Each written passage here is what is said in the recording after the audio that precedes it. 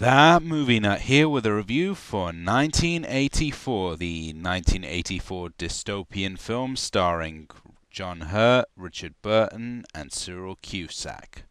Based on the classic George Orwell novel of the same name and set in an alternate version of 1984, the story follows Winston Smith, a citizen of the totalitarian superstate of Oceania, which is always under the watchful eye of the mysterious Big Brother and the thought police. Secretly, Winston keeps a diary where he begins to question and have thoughts, things that are forbidden by the regime, and eventually falls in love with a co-worker and comes to terms with his newfound feelings, while simultaneously dealing with flashbacks to painful memories from the past. However, he is eventually found out by O'Brien, a higher-ranking member of the government, who is determined to break him at any and all costs. The acting all around is pretty solid, with John Hurt and Richard Burton giving magnificent performances in their respective roles as Smith and O'Brien, with Burton delivering a cold, ruthless menace while never going over the top or campy, as might have been easy to go through with such a twisted and sadistic character, while Smith, though some will say he is a bit bland, you have to understand that this is a man who's been living in a totalitarian government all his life and has never had the ability to feel, and Hurt, being the great actor that he is, plays appropriately, and we do legitimately feel for him and wonder as he experiences these new feelings. Of course, brief mention has to go to Bob Flagg, who is actually not an actor, playing the face of Big Brother, and though he never speaks in the film, his face alone is menacing, especially on those giant screens, which brings me into design, which plays a huge part of the story. The design here is all washed out colors, it's steel, it's iron, it's grey, it's dark.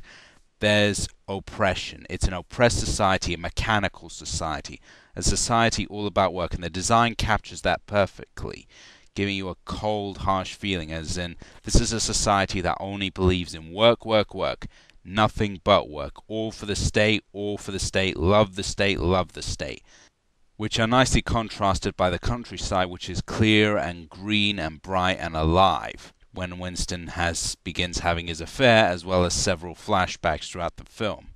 And as for the score, which has been the subject of controversy since it concerns a continuing battle between the group Eurythmics and composer Dominic Muldowney.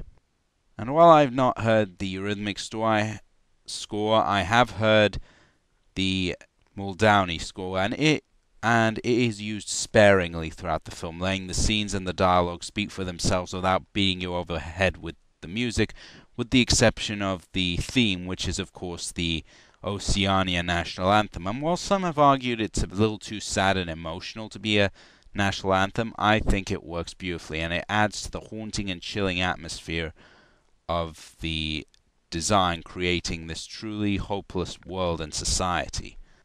And here's a sampling to prove my point.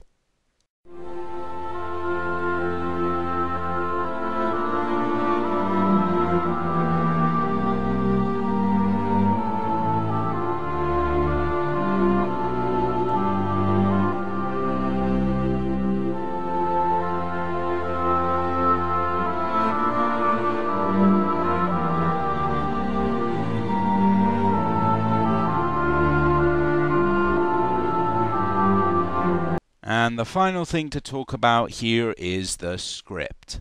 As you probably already guessed, this is a dark, brooding film. This is not one for the weak-hearted. In fact, I would say this is the kind of film that puts you as a film fan to the test. This is the kind of movie that separates the popcorn casual moviegoers from the ones who are determined and love their movies. This is a film that you do not watch when you're in a bad mood or in a mood for something that's fun, because this is not it. This is a film that's dark, oppressive, and to the point.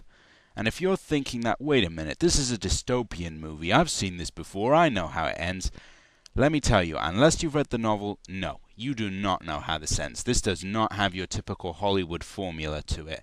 This does not end well. I'm not going to say what happens, but it does not end well at all. And that is what makes it work. It's a film that once it establishes something, it runs with it. This is not a film that just makes everything work out for the convenience of the audience. This is a film that says to you, this is what it would be like if you lived in this place. You don't get away from this government. This is the ultimate government. This is the government that cannot be defeated, that cannot be overthrown. It will find you and it will deal with you.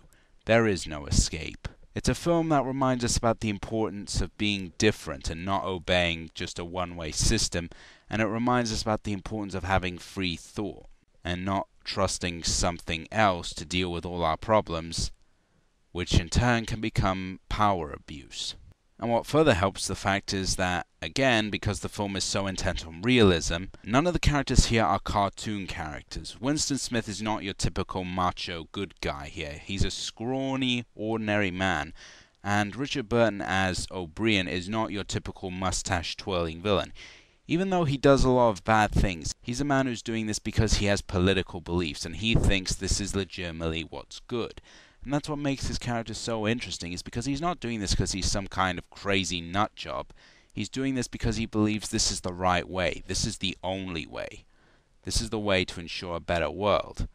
And the romance, which as I said before, some may think is a bit underdeveloped, here it makes sense, because these are people who are not used to these things, and this is their first time. And because the actors do such a good job, you buy this and you believe that these people are experiencing it for the first time and, in effect, defying a society that is telling them to be just one way.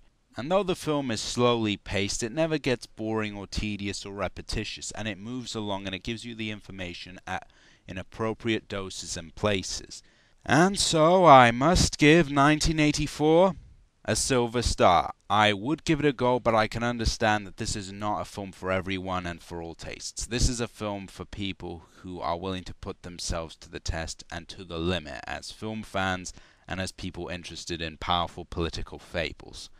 This is a unique, strong, dark, and unforgiving film that I highly recommend. The performances, the design, the music, the pacing, the editing, it all comes together to create a truly unique experience.